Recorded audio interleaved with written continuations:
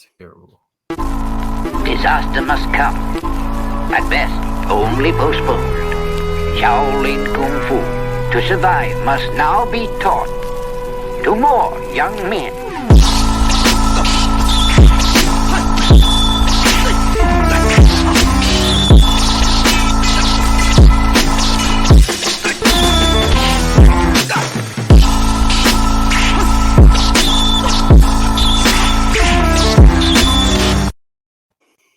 Welcome once again to another episode of Fist Kicks and Flists. Yes, it is I, Joe Hartley, and with me is my podcast partner, Angel Diaz, El Cucuy himself. How are you doing, bro? I am doing great. I'm having a good night. I honestly can't wait. If this is your first time joining us, we are part of the Martial Arts Inner Network. We like to go by the Main Gang. And on Mondays, we have Raw with Mimi and Lump. On Tuesdays, we have CTE with Travis, Chris, and Los. And on Wednesdays, you get us, the best show of all, Fist Kicks and Flicks. And on Thursday, you get the Inside Scoop with Alex and Jeff. Check them all out. And if you want to look for us, find us on all our social media web pages. The Martial Arts Inner Network. Angel, are you ready? We ready to do this? How was your Easter, man?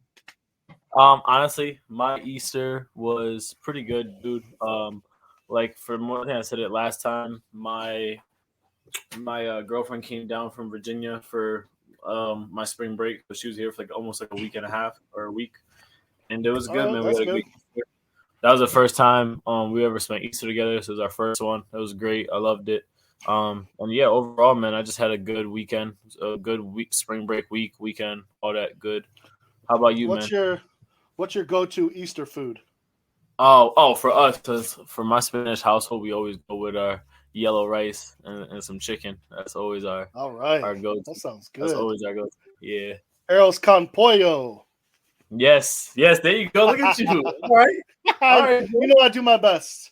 Right. We had, we do the traditional American thing. So I had ham and potatoes. And this time around, my wife's stepmom was looking for another recipe. And so her sister in Florida gave her, it was like this pineapple that you heat up with cheese and Ritz crackers. And it sounded out there, but it was pretty freaking good. So we had mixed it up. We had 29 of us. 29? God damn.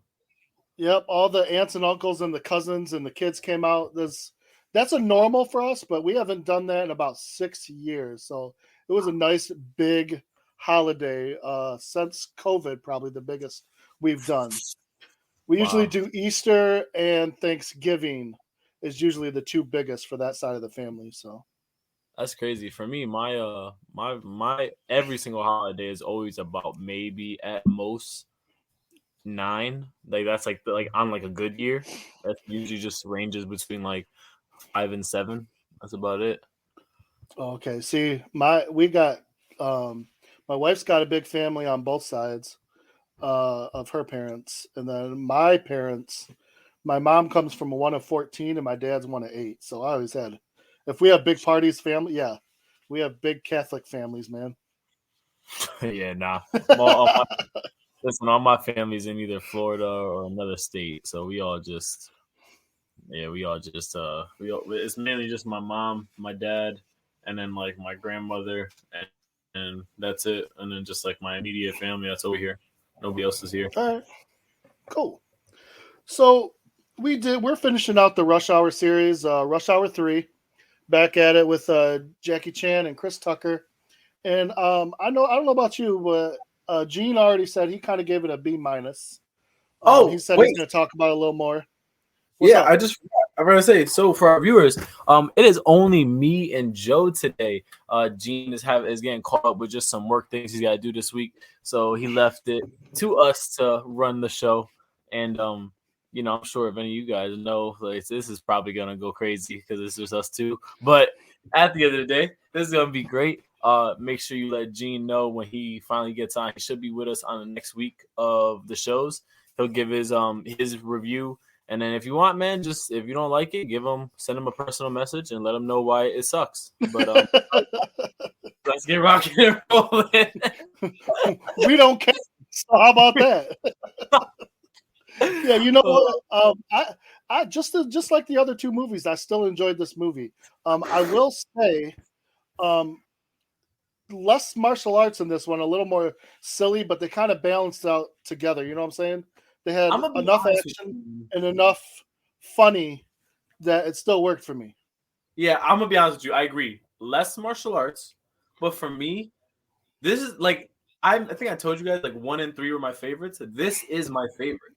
This is my favorite one. Like, and I guess maybe because it had less martial arts and more comedy, I was I'm watching it as we go through just because I just love watching the movie. Like, I laugh my butt off every single time. Like, the stuff Carter comes out with that you could tell he either improv a lot of this or he was like in comedy Chris Tucker mode and he was like going off and it was hilarious. I mean, one of the funniest things for me, man. Like, I genuinely love this movie. This is probably my favorite one out of all of them. I think they finally hit their stride in this one. I think they've been, they did 2 movies together. I'm sure they were kind of hanging out here and there, and you could tell like they were on point with each other. They had good chemistry. They had really good chemistry, and they were really good bouncing off each other together, trying to act like, oh, you're not my brother, and everything, trying to speak each other's language still, and even the bloopers at the end always cracked me up in that one. So I always thought it was pretty funny. But so I'm just gonna read the Wikipedia real quick, and then we're just gonna hop right into this and see how it goes. Sounds good. So in this third installment in the Rush Hour franchise, and centers on Inspector Lee and Officer Carter tracking an assassin to Paris to unravel a mystery about the Chinese triads. Announced filming began on. See, I don't know why they have all this.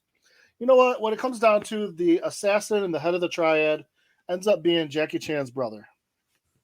Now, it's not his brother in the sense of blood brothers. They were raised in a foster home together, and so they consider each other because they were always protecting each other brothers.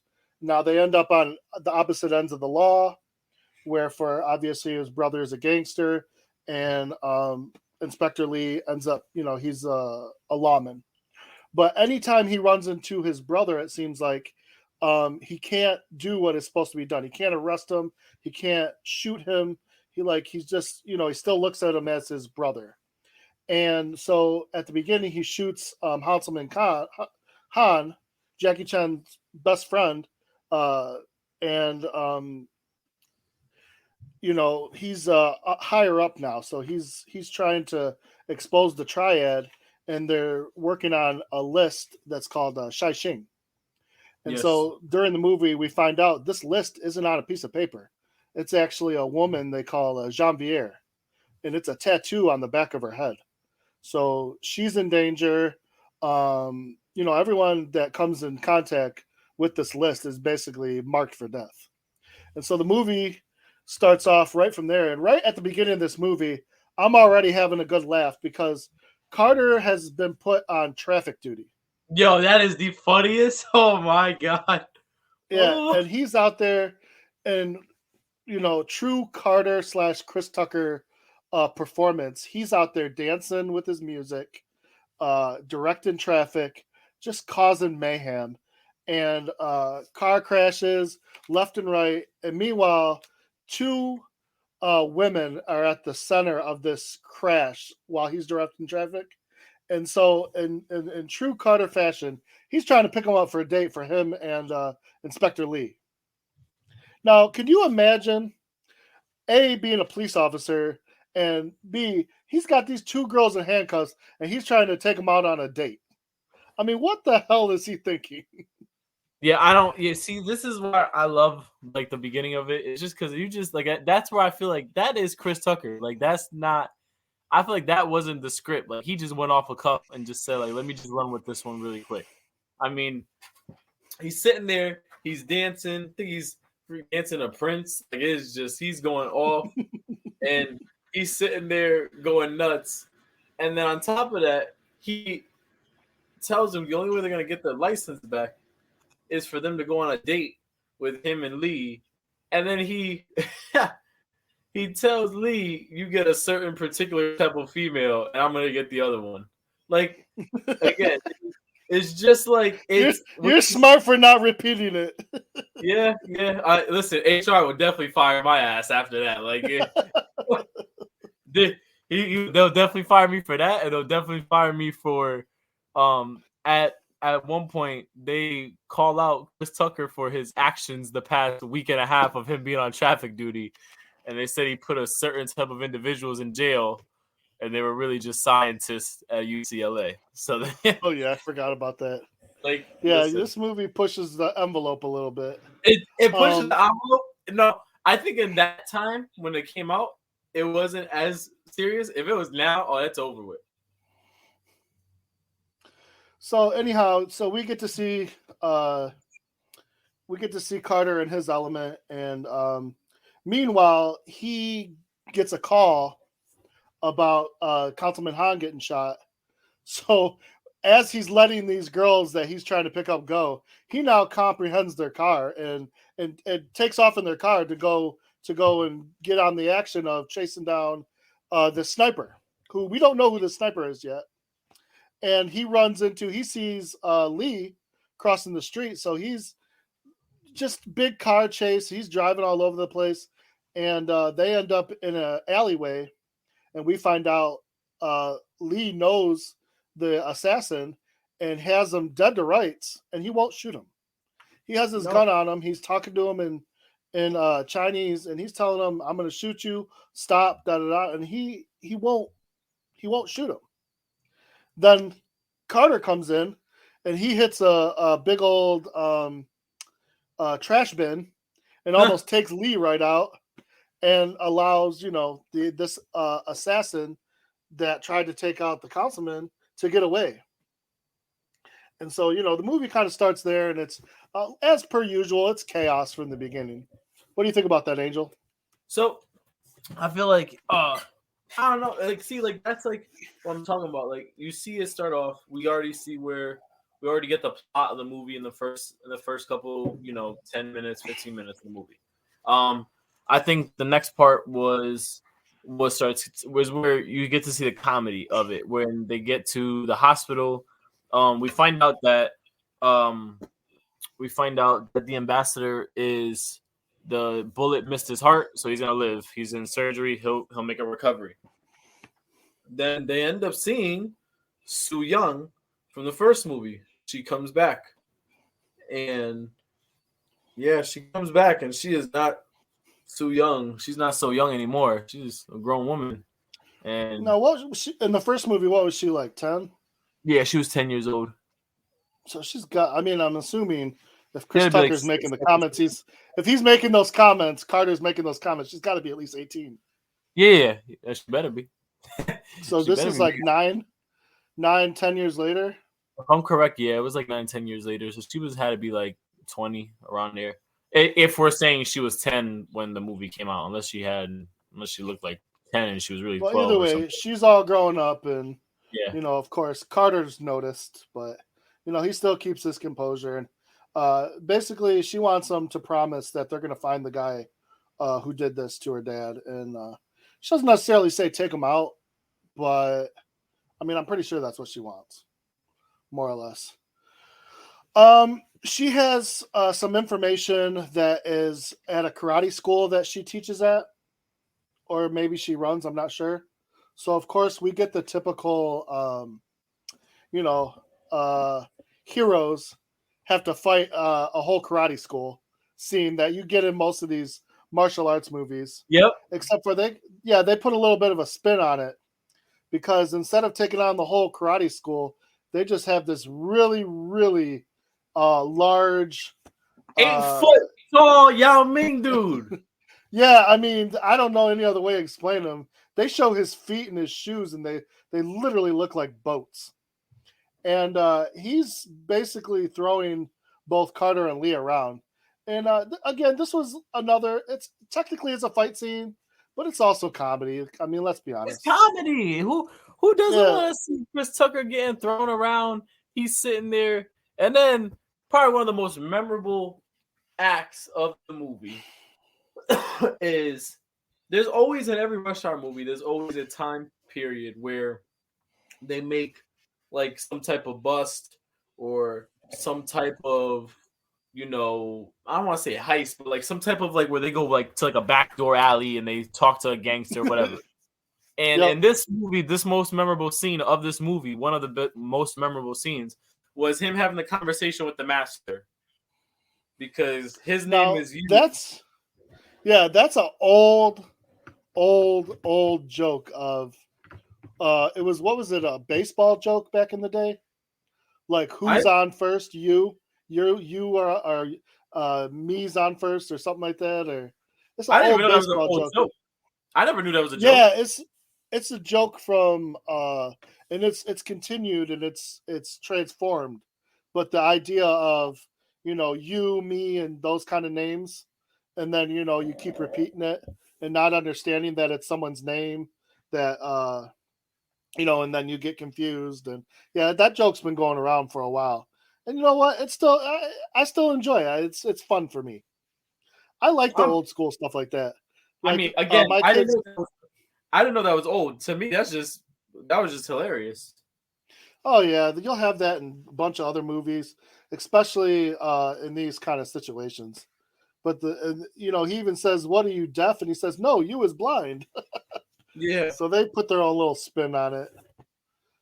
Anyhow, they get what they need eventually when everything calms down. And so they get what they need.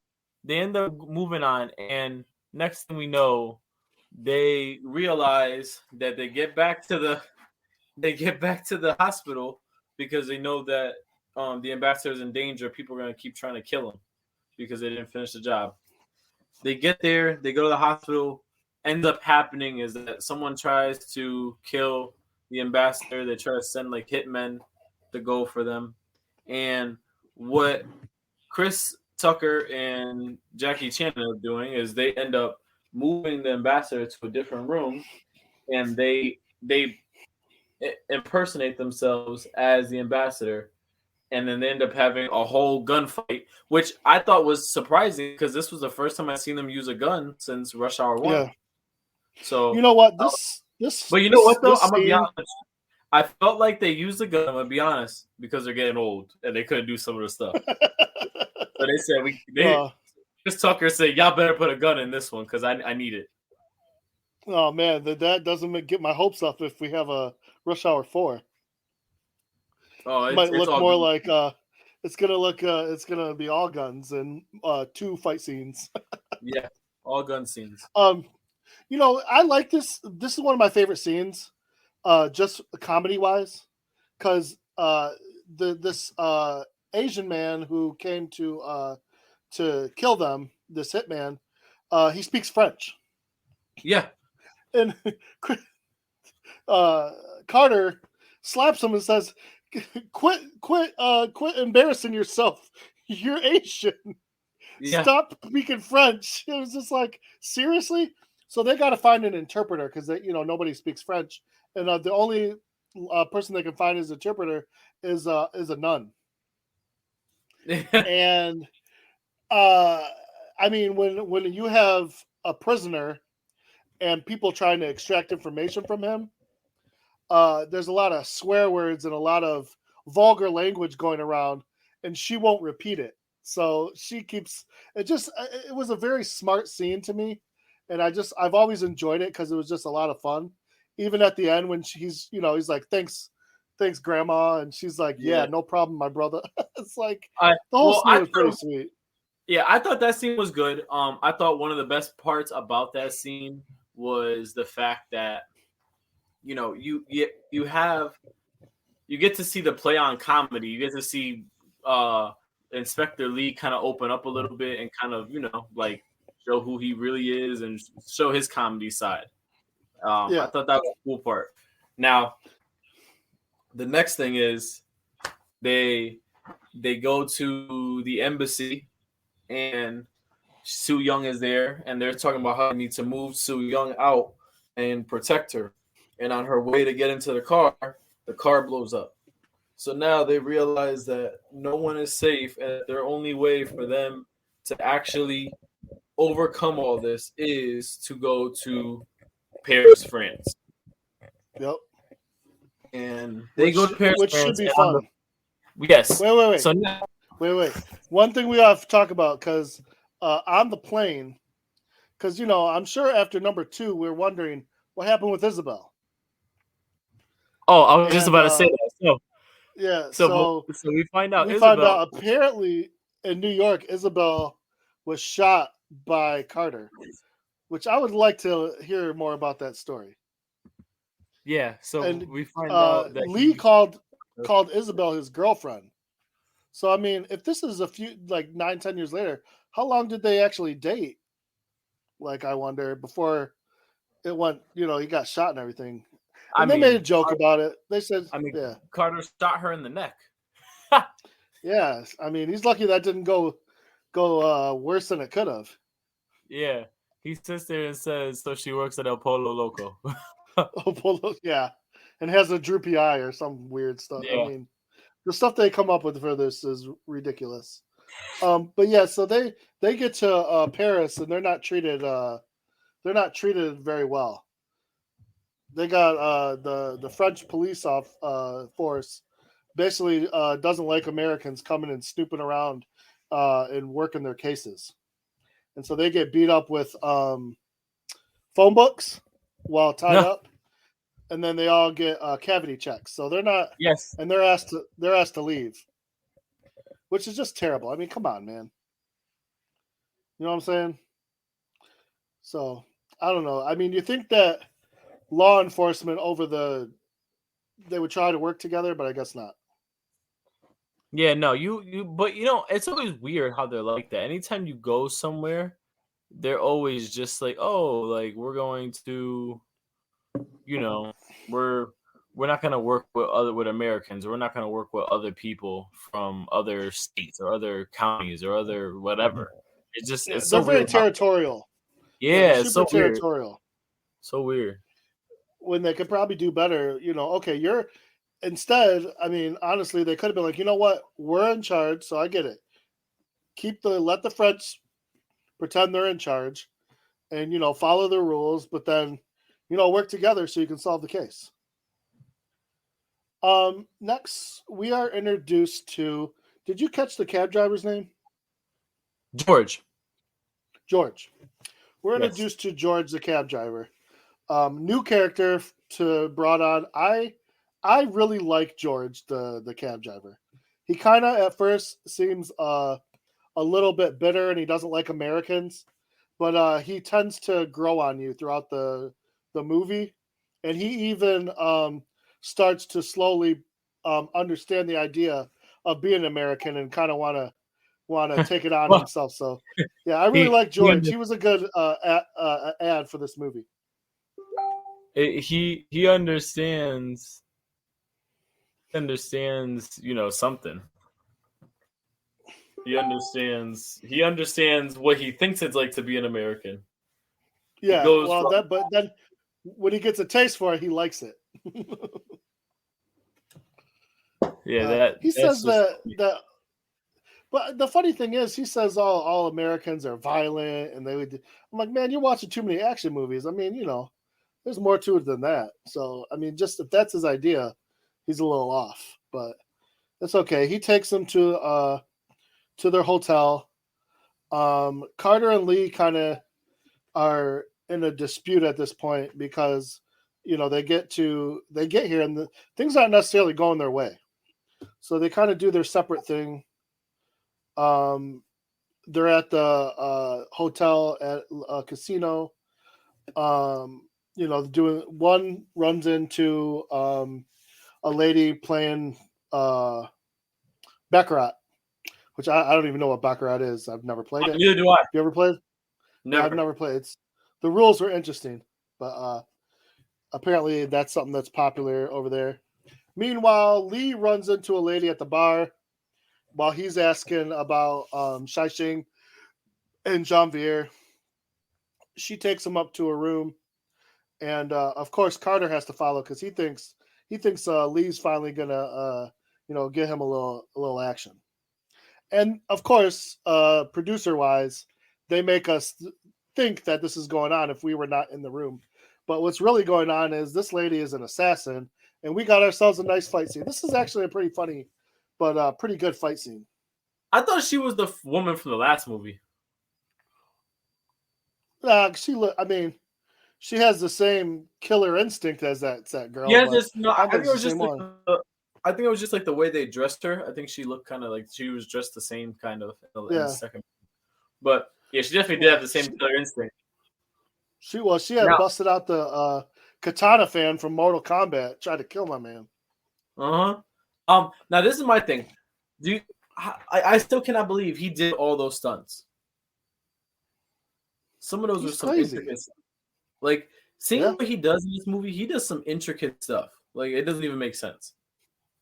Well, he's always using his surroundings, and I think that's because what did we say? He's Wushu, right? Yeah. So I think Wushu is like that, where they like to use everything around them, not just limit themselves to just their own martial arts. Yeah, that is true. I just thought it was crazy because he like literally does every single one of his own stunts. Well, because I think he's the only one that can, and he wants to make it all as real as possible. But so meanwhile, this chick's throwing knives. She's got a fan, like I said, with blades on it. Carter busts it. Which, by the way, if my man was really getting busy, why are you busted in the room? Like, what are you hoping to see? What exactly are you hoping? Like, come on, Carter, you little pervert! Don't be. Nah, man. He's just trying. He's just trying. He's just trying to. I'm just saying. He's just trying to dap him up. Yeah, I get it, but I'm just saying, like, okay, So they get out. They meet back up with George, which I'm surprised George stuck around. And they are being pursued by gang members. They're on motorcycles, and bullets are flying, and George is freaking out. George this is not what he signed up for. So they give him a pep talk and tell him, think like an American. Think like you're an American spy in an American movie.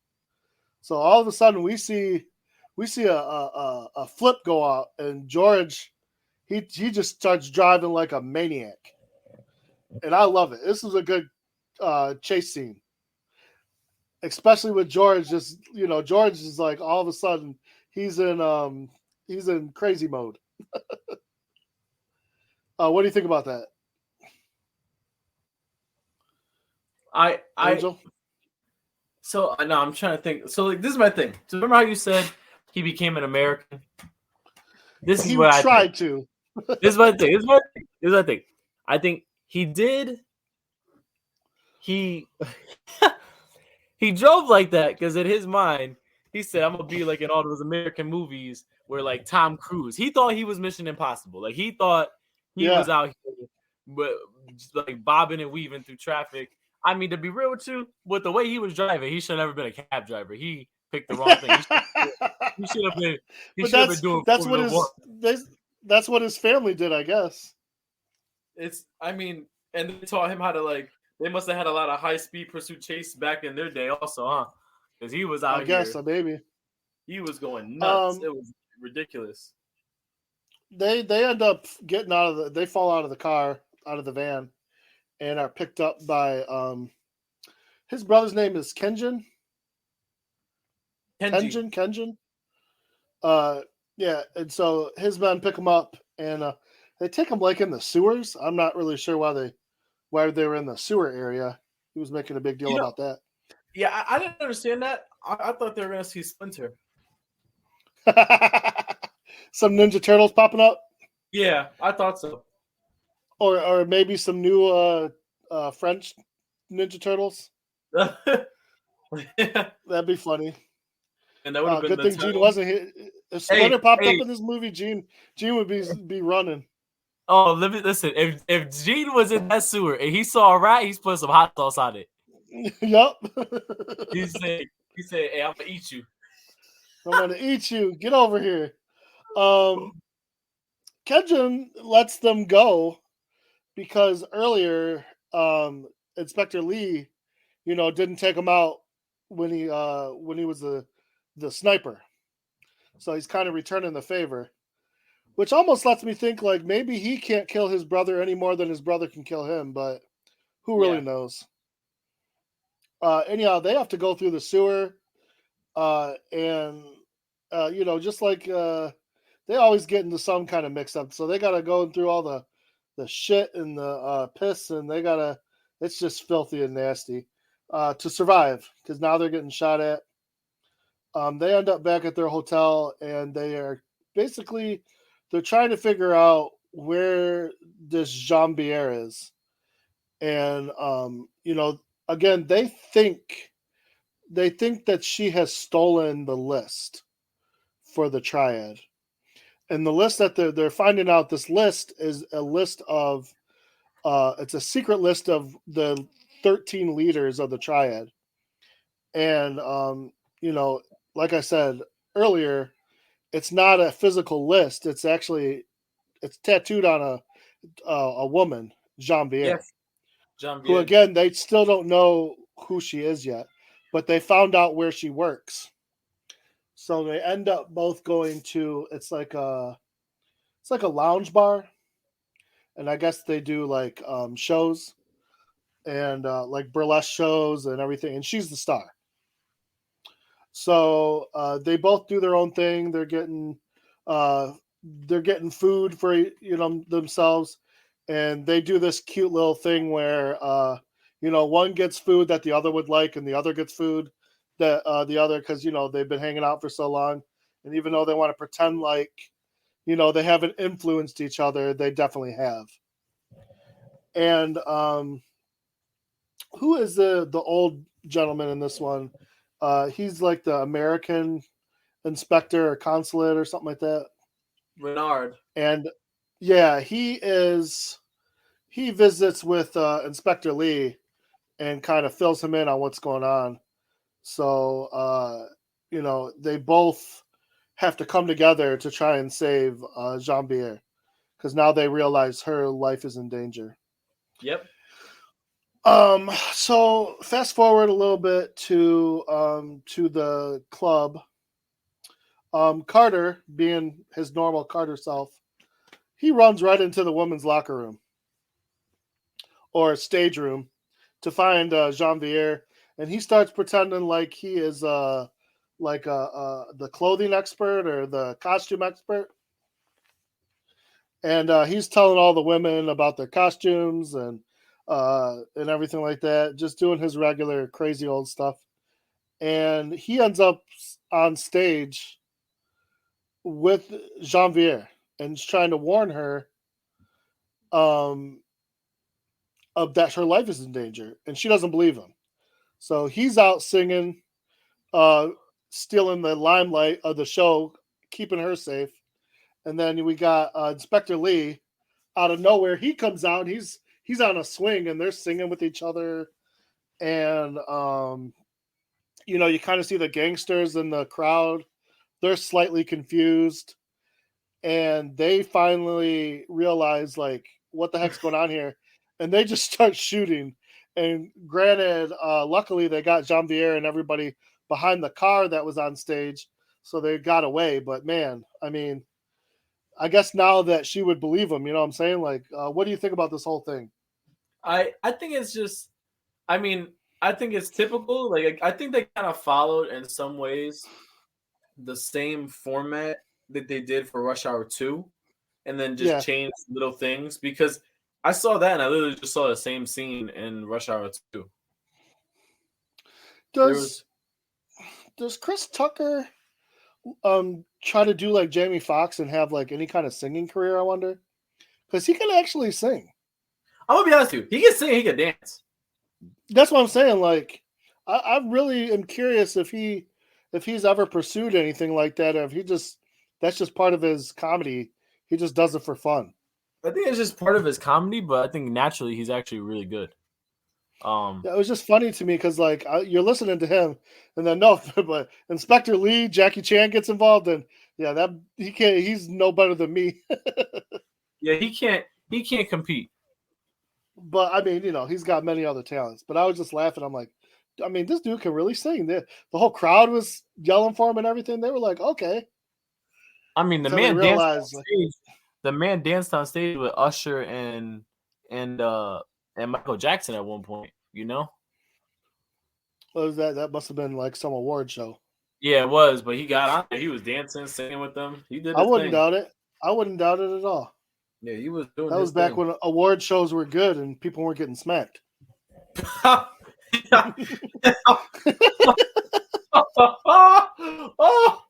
bang bang. Ooh. I do it. I get him in there when I can.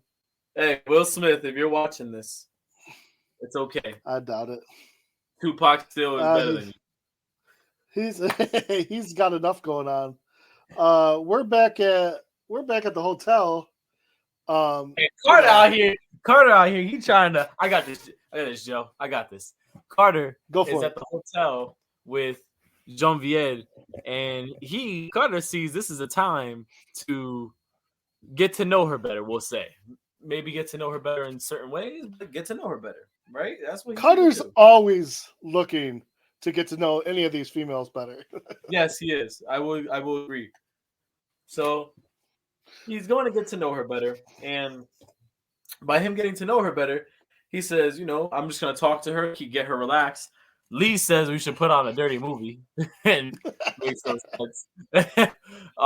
And then after that, Detective James Carter doing Detective James Carter things, having a talk with her in a very personal way, in a very intimate way.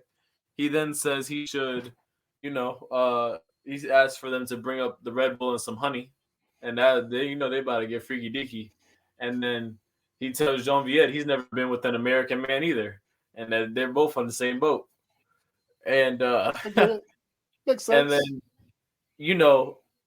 what happens is the woman that Lee was fighting in the casino, she ends up being there trying to kill both of them, trying to kill all of them really, and in the process, Lee shoots Genevieve, Chris Tucker's girl that he's trying to talk to. Isn't that hilarious? And it was a little ironic, but he even said like, "Oh, what are we even now?" Like, come on. Yeah. So then after that, they're really just trying to focus on keeping Genevieve safe, and just making sure she's fine. And then from there, they end up calling George, our boy George, and George picks him up. And now George is taking on the American lifestyle. He says he was born to be an American spy. He loves the Lakers. He drinks Starbucks. He's in his bag now. He's in his American bag. And he gets all the way to the house with his wife. And his wife basically, I'm not going to say she bitches him in front of his friends and in front of his company. She kind of did. But she let him know we don't do that in this household. And she smacked him and said, "You're not an American spy. You're just a stupid cab driver." And I think the best part about that whole interaction was what ends up happening is they just take Genevieve, they bring her to the embassy with Renard, and George says at the end, my wife won't let me be an American spy. I have to stay a cab driver, and I'll never know what it's like to be an American. I just thought that was hilarious. No, it was pretty funny.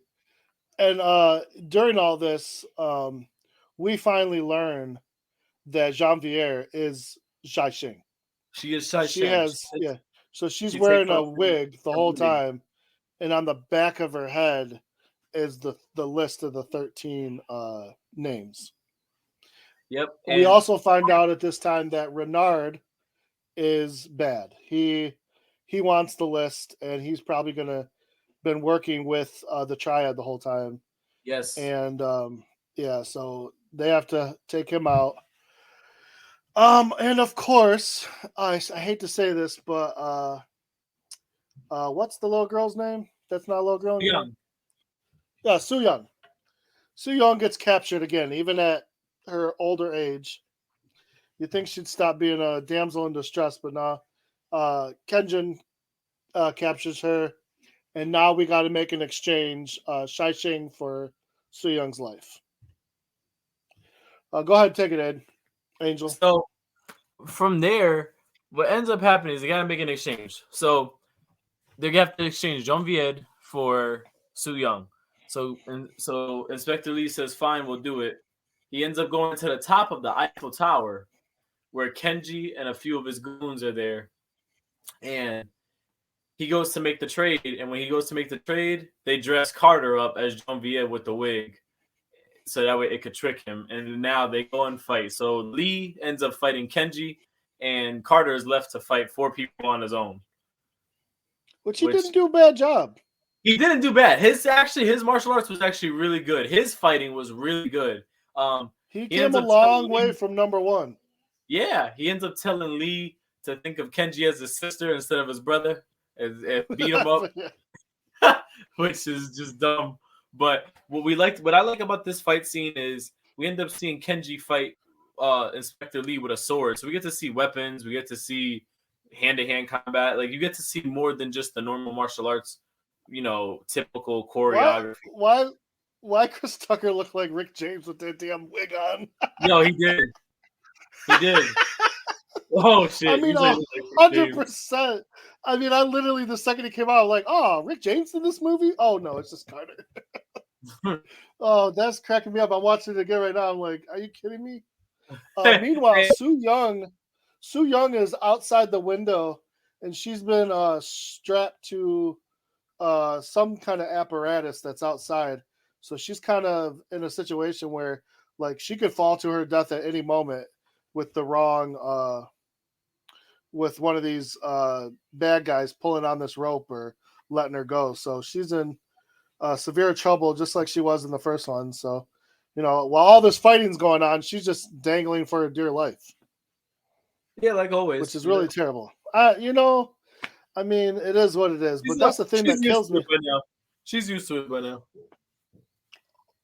That's crazy. So we have a sword fight. Carter's involved in 1-on-4 deal. The sword fight was actually pretty good. Both Jackie Chan and whoever played his brother, they put on a good fighting scene in this one. They put on a great fighting scene. Actually, it was really good. And man, Carter did a great job, man, fighting. Yeah, he's definitely picked up something, even if it was just for the movie itself. I enjoyed this. I actually enjoyed this. As far as all the ending battle scenes go in the first one and the second one, I think this one has, for me at least, was the best. Because they both were doing their own thing. They made it, fairly realistic as much as, for movies can go. Usually you believe, like, Carter's just going to get his butt whooped, but for now, like, he actually knew what he was doing, and I believe that he kind of, held his own, and he took out all 4 guys. And doing that, he kind of looks around and goes, oh, yeah, Su Young's still here. She needs my help, except for he's afraid of heights, so he's kind of slowly making his way to try and save her. Meanwhile, Lee and Kenjin's fight ends up, Kenjin gets knocked over out the window, and Lee is still trying to help him. And in doing so, he gets thrown out the window himself, and now his life is in danger, and he's, and they're still trying to fight each other. Now, literally 1,000 feet up, whatever this building is. And if you would have just let my man fall to his death and be done with him, now you're back in danger. He just loves him too much. I guess, but this dude is already showing you, like, he has no problem killing you to get what he wants. So whatever they are, is this like a Eiffel Tower? Yeah, it's an Eiffel Tower kind of thing. No, because it's a restaurant, so it's like a duplicate of the Eiffel Tower. It's not the real. No, it's the Eiffel Tower. Joe, dude, he said it is. Yeah, but when he told them where to meet him, he called it something else. He didn't call it the Eiffel Tower. There's a restaurant in the Eiffel Tower. Oh, okay. You know what? I'll take your word for it because I don't know. I didn't know. I've never been to France. Okay, so they're fighting on the Eiffel Tower. And so during this fight on the Eiffel Tower, they end up falling off together into this big net. What the net's doing there, I have no idea. But they bounce up on this net. It holds up debris in case anything falls off the Eiffel Tower. That makes sense. Yeah. Well, anyhow, the problem of them falling onto this big net is they do bounce up one time. So, I mean, it saves them from falling to their death. But then Kenton still has a sword. So he ends up cutting this net pretty good. And now they are both hanging from this net. And the net itself is not able to hold both of their weight. So Lee basically, again, tries to save his brother. But his brother actually now decides this is the time to be a good guy. And he lets himself go so that Lee can survive. So, I mean, I guess in the end, he did love his brother.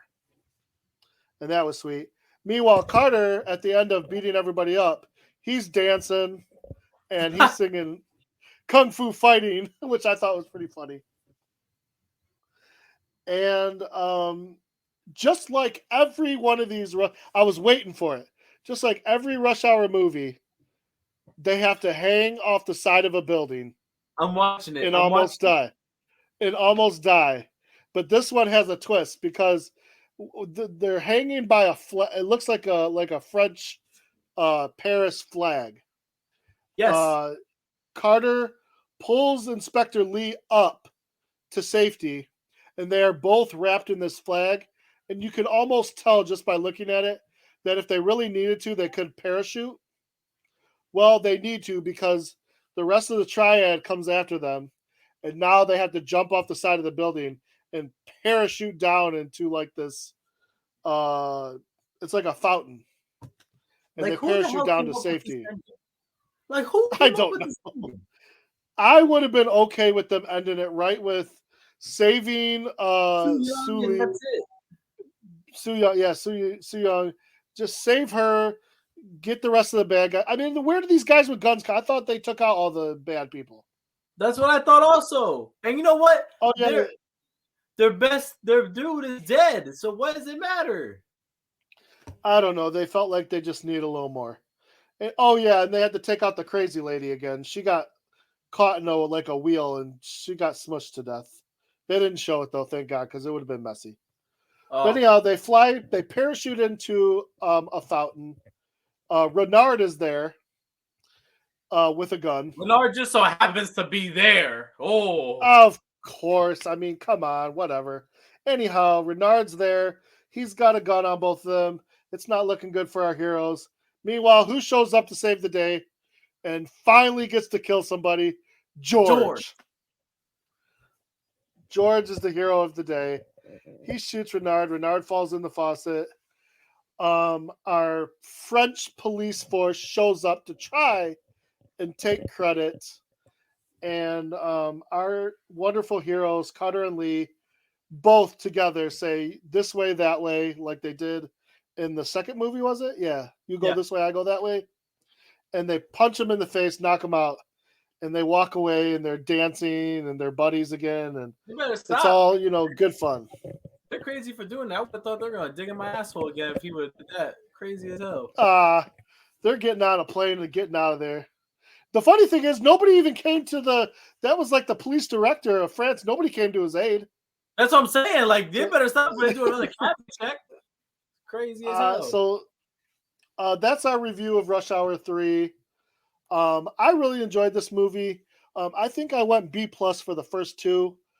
I really like this one, and I'm sure Gene would kick my butt for it, but I don't care. I'm giving it A-. Are you serious? And you're giving it an A+, so we already know. You're giving, out of all of them, you give this one the A- as if, like, what made this one so much better than the others? I just want to know. I really enjoyed this one a lot. I liked the comedy. I liked their candor together. I didn't mind. The fight scenes were really good. I really enjoyed this one a lot. All right, I'm gonna give this one an A+. I'm gonna tell y'all, people. I know I gave all of them a A+. This one was a good A+. Not for the same reasons as all the other ones, but because I felt like how you said they had a great balance in this one between Chris Tucker and Jackie Chan, they knew. I feel like they knew this was the last one, so they had more fun with it. They were more relaxed. They were like like more free. So I thought it was really good. It's an A+ for me. Now, Gene, everybody, let's get on Gene now. Gene gave this a B-. I don't know what his reasoning is, but Gene is absolutely insane. Okay, like this is not a B- type of quality movie. This is a wonderful A+, A- quality movie. The fact that you even give it a B- makes me question your thought and makes me wonder, can I trust your judgment on any more movies we do in the future? Oh, it'll be fine. You know what? I'm going to tell you probably, if I had to guess, he probably didn't care for all the antics in the movie. He probably wanted more karate and a better Yeah, he'll probably story. be like, oh, this wasn't a karate movie. How is this a karate movie?